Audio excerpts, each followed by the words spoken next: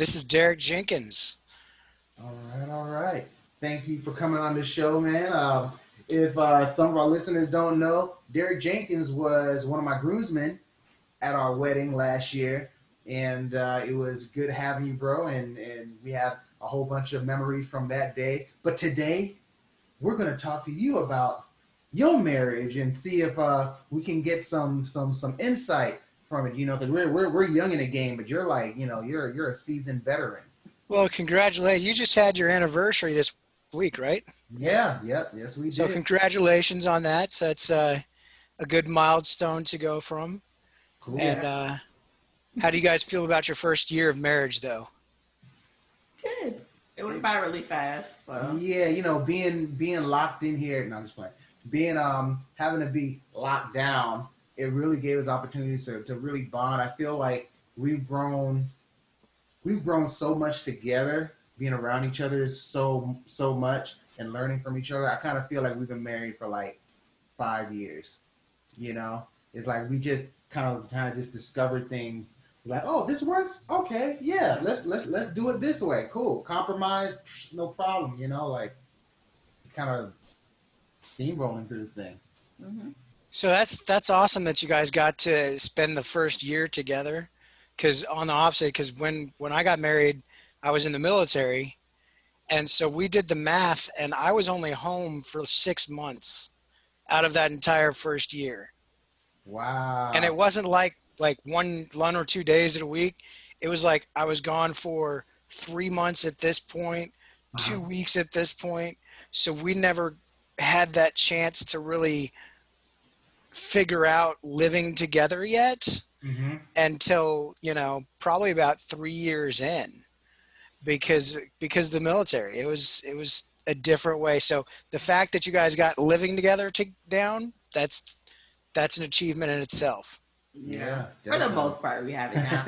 I mean, there's everything isn't perfect, but I mean, there are some things that we're still like, working on, like preference wise, you know, Hmm. how he lives versus how I like things. So, Yeah. but could you tell our listeners how long you've been married?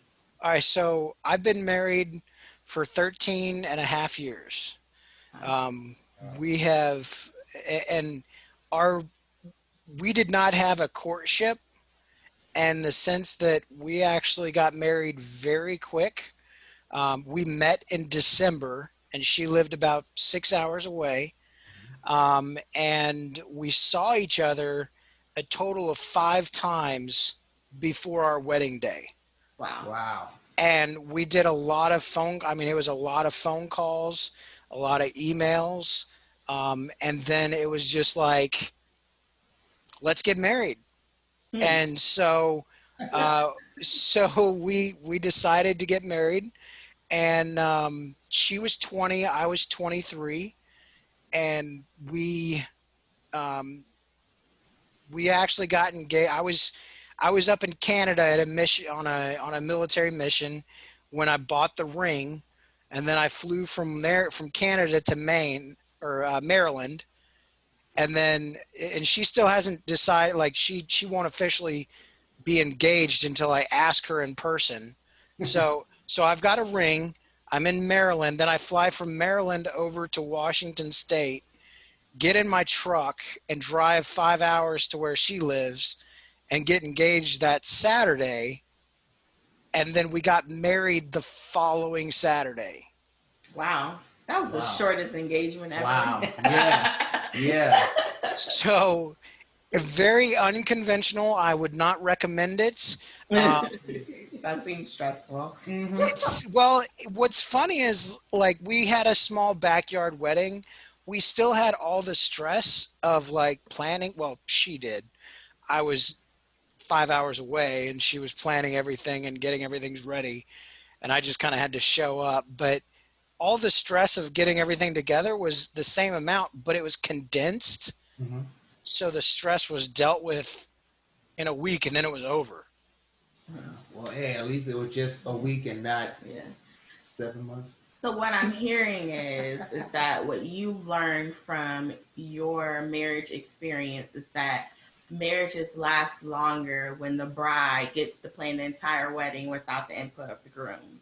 You are putting words in my mouth.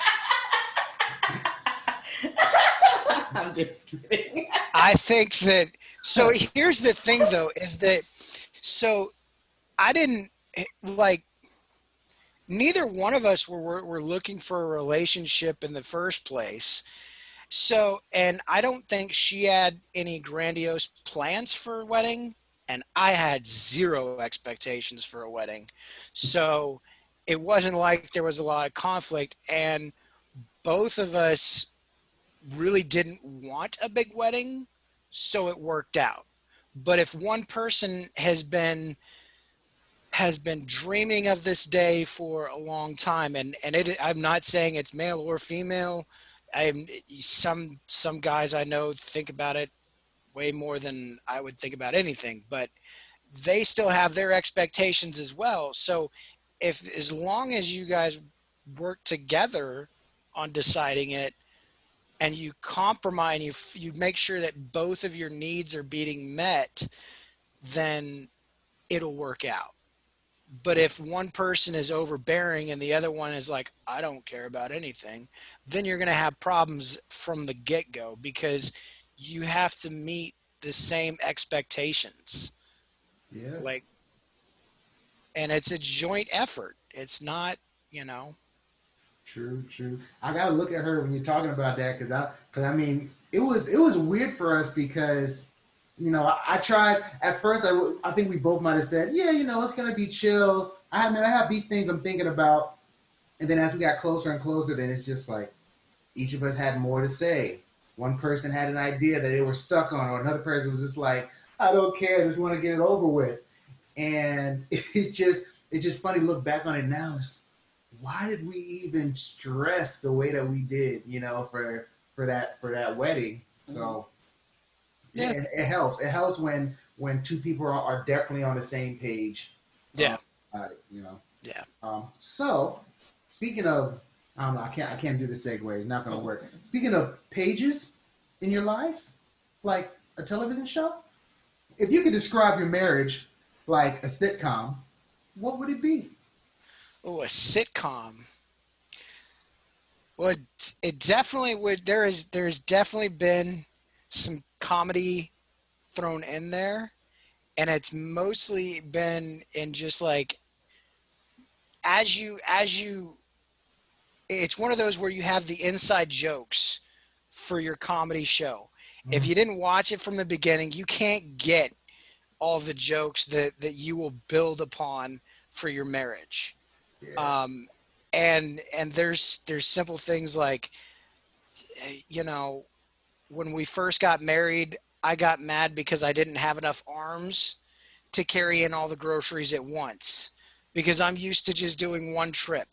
Mm-hmm. And now we've got, she's actually buying groceries, where I was like buying like bags of chips and then, beer, and that Cereal. was it. So I can carry it in one trip. And I'm just getting frustrated. She's like, why are you getting frustrated that you have to make two trips? I'm like, I don't have enough arms. So now, and we see it with our kids as well, when they get frustrated over simple things like, I don't have enough arms. It's like, is that really what you're mad about?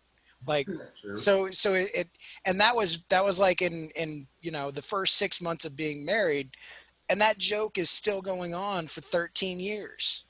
And so, and it's still, you're going to have those, and those are the things that you're going to have to rely on. Like, you have to keep bringing up the funny times. You have to keep bringing up the times that you had the most fun, because you're living together, and like everyone knows, life is not always perfect. Life is not always fun. So you need to hold on with like vice grips to those good times, and make sure to remember those ones more than, you know, when whatever, Mm-hmm. and think about in the long term of, okay, is this fight that we're having now going to matter in a month? And is it going to matter in a year? True. you know True. and that's one of the big things that, um, and you got to fight fair. Like Crystal was asking me some of the things that I thought I would talk about on this, and I was like, I have no clue. So, but yeah, it's as a sitcom, definitely a comedy. Um, Definitely a comedy. I can't even, I don't watch enough sitcoms to put one in there, but I'll probably say like Step by Step. I haven't watched that show like in years, but I would say if you're just from what I've seen and what you just described, like Step by Step, they had a good intro. The kids. You never seen Step by Step, of course you have. Gosh, millennial. Anyway. oh, that was like in the middle of like four shows that you had to watch all in a row on Friday nights. Yep. Family Matters, all that stuff. No wonder I haven't seen it. Either. All right, what you got? Yep. Okay. So, what does date night look like for y'all now in COVID? We have kids. Yeah. Yeah, you still got some time for yourselves, right? Yeah. Right. No, no, we don't. There's actually not time. Um, we homeschool. We've always homeschooled, so there's that. Um, Date night is something that we are constantly working on. So one of the things that was a big uh, has always been a big hurdle for us is prior to marriage, we had two different dating experiences, Mm. meaning she was spoiled and I would just show up for the date. And so now I've had to up my game, and she has been encouraging it in various ways. But date night during COVID is very brief, if that. We try to bring up different things, like we have a date box that we get on a monthly basis, that we kind of go, it has stuff to kind of start the conversation and get you going. But a lot of times, um, with as busy as we get, you have to, take, you can't, if you don't have the support system, like we have babysitters that are very well vetted. So we bring them in and we allow them to stay with them for a couple hours and stuff, but we don't have any extended family to drop it off at like grandma and grandpa's and have the entire night and have them sleep over there. So we're like, sometimes date night is just getting to Starbucks and going to the store and actually just walking around the store. Hey, Just Yeah. just so we can walk around without trying to chase the kids. And then there's very special dates that we've had in the past where like I booked a boat cruise for her, and we did that, got dressed up and did that. But then we realized that wasn't really us, and that's not, that wasn't what made us happy. Like, it was fun. It was a good experience, but it wasn't what we do on a regular basis. So sometimes it's, and we've had date nights where we just go to the shooting range and start shooting stuff, Well, She hasn't taken my picture there yet, so I am still on a good basis. So, okay, good. but yeah, Good. You haven't been shot yet, so that's good too. yeah, that's also great. No misfires. oh yeah. All So, right. Okay, cool. So I think we're winding down now. We're going to hit you with the last question. So you want to go ahead and hit him with this one? You can go ahead. Yeah. All right. So we're going to go back in time to the day where you two became man and wife. I'm sure that was a crazy day. Plenty of things happened. Can you tell us the craziest or funniest memory from that day? all right, craziest or funniest memory. One, because it was just kind of a sporadic one, but the funniest. Okay, I got it. I know exactly what it is. So, for one, everyone was shocked that we were getting married, anyways, and there was a lot of like there was a lot of speculation of how long this thing is going to happen anyways.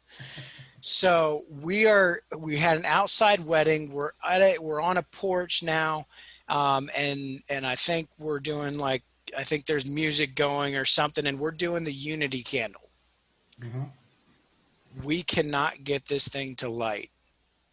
Oh. Like we're up there for like a good 4 or 5 minutes trying to get this thing to light, and it's starting to get to the point where we're just kind of like laughing because it's like we're like, wow, we can't even get this thing to we're trying to combine our lives right now, and we don't even have the unity candle to light. And so you know, we laughed at that, and it's something, it's simple between us, and we were, you know, we were young, we were nervous, but it was just the fact that we couldn't even get this unity candle lit, and we still have it. We have a tradition of lighting it every year.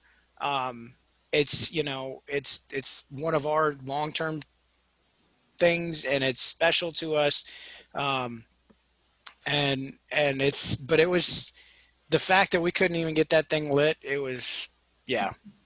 It was just, and but yeah, that was one of our good ones. So you could say you started from the bottom, being not lighting a candle, to going to the top and lighting it up. And that's such an insight. Like, yeah, I mean, you got to build on it, but yeah, it's so. Yeah. Look, for those that don't that's know, how you're gonna end this thing. yeah, Like the inside joke that we have. Here's the thing, man. The people don't know. Dereck and I have this inside joke that, among our other inside jokes, this one just goes too far, and we try to see like how many times we could put it into, you know, a situation. But I think I came into your office one day, and you was playing "Started from the Bottom, Now We Here."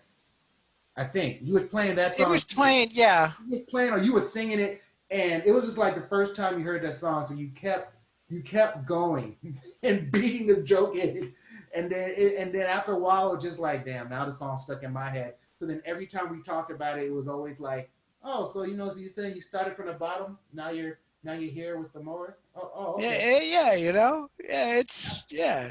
And I think I even went as far as like your groomsman gift that I gave you. Oh yeah, yeah. It's a picture. I'm gonna put it up here for people to see. But okay.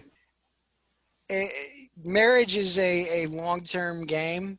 You definitely got to play the long game. Being, you know, I love watching you guys and seeing you guys on Facebook and seeing how happy you guys are together, and seeing how much you guys have grown together, and doing these podcasts together. That's a strong commitment, and it's small, and I'm glad to see how well you guys are doing with that, because that shows your partnership and doing things, you know. That's a good quality to have for marriage. So thank you, appreciate it. Good to know that we're on the right track. I always tell her it really is, you know, it's cliche to say it, but like, it is an honor and a privilege, you know, to be her husband. And it's just, you know, it's just so great. Waking up and being like, oh, okay, I'm stuck at home with my best friend. Like, let's go. So that's who could ask for anything better. Yeah. So thank you so much, man, for your insight.